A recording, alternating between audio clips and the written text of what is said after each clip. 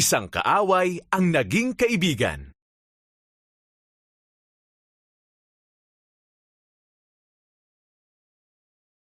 Si Saulo ay relihiyosong lalaki, isang Pariseo. Inisip niya na ang sinumang naniniwala kay Jesus ay nagkakalat ng kasinungalingan at dapat ikulong at parusahan ng kamatayan.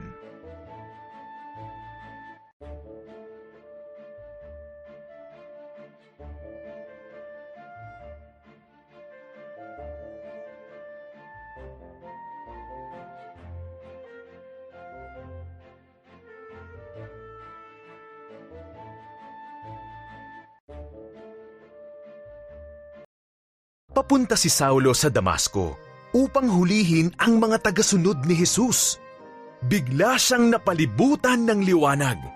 Siya ay natumba sa lupa. Saulo, bakit ka galit sa akin?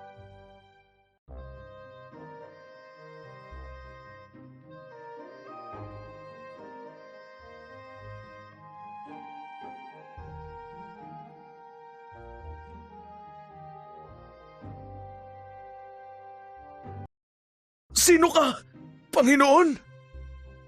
Tanong ni Saulo. Ako si Jesus, ang nais mong saktan.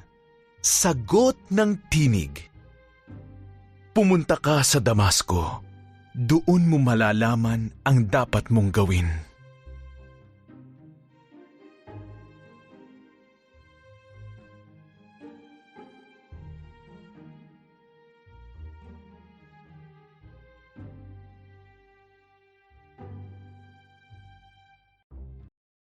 Tumayo si Saulo, ngunit nabulag siya. Dinala siya ng kanyang mga kaibigan sa isang bahay sa Damasco. Naghintay siya roon ng 3 araw. Wala siyang pagkain o inumin.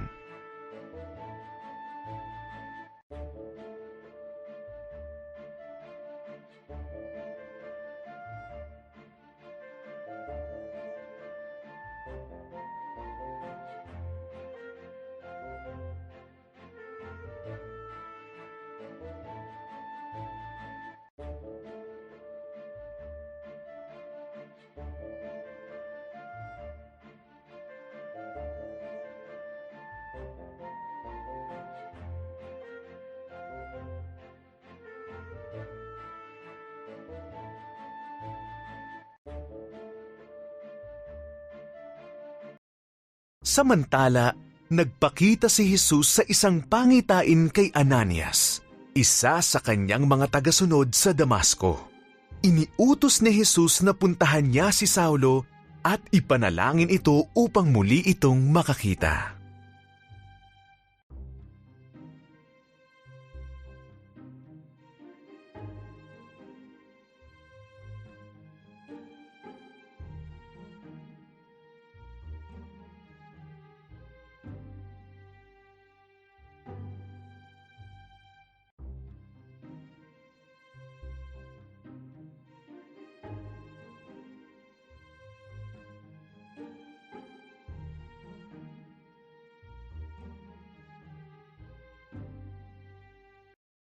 Ngunit nais ni Saulo na hulihin ang iyong mga tagasunod. Takot na sinabi ni Ananias.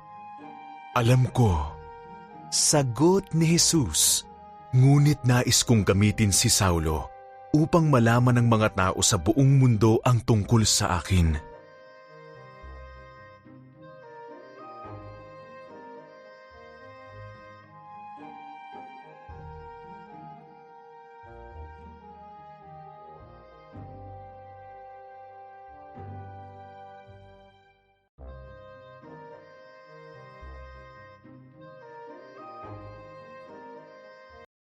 Pinuntahan ni Ananias si Saulo at ipinanalangin ito.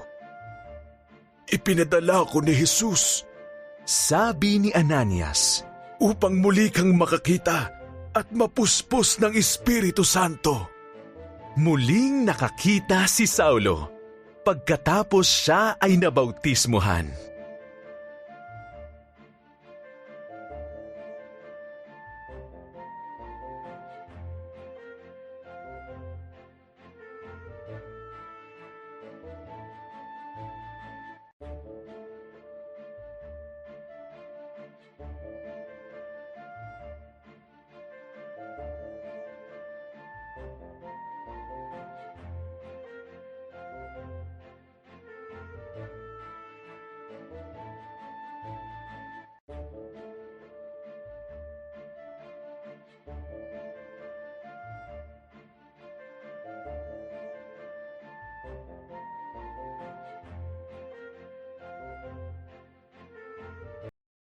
Binago ni Jesus si Saulo mula sa isang lalaki na nang-uusig sa kanyang mga tagasunod at naging pinuno ng iglesia at nagpapahayag sa lahat ng tungkol kay Jesus. Kaya pinalitan rin niya ang kanyang pangalan bilang Pablo.